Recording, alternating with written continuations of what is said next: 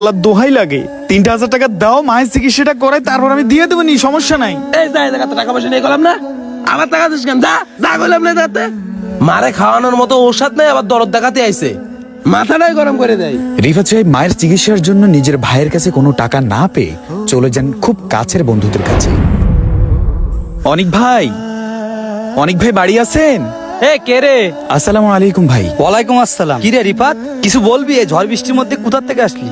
ও ভাই, খুব বিপদে পড়ে গেছি ভাই, আমার কিছু টাকার প্রয়োজন।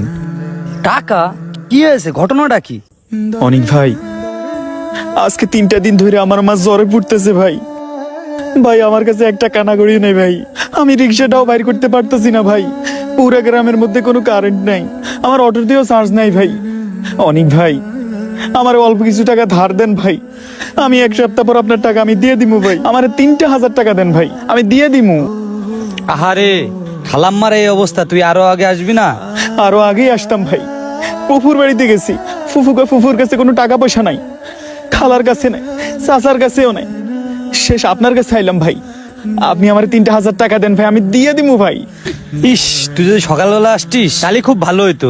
ও ভাই, সকালবেলা ঝড় ছিল, আমি কই যাবো কোন ভাই, বৃষ্টি একটু থামছে, এই কারণে আপনার কাছে আইছি ভাই। আরে বৃষ্টি হয়েছে তাই কি হয়েছে? তুই সকালবেলা একটা ছাতা নিয়ে চলে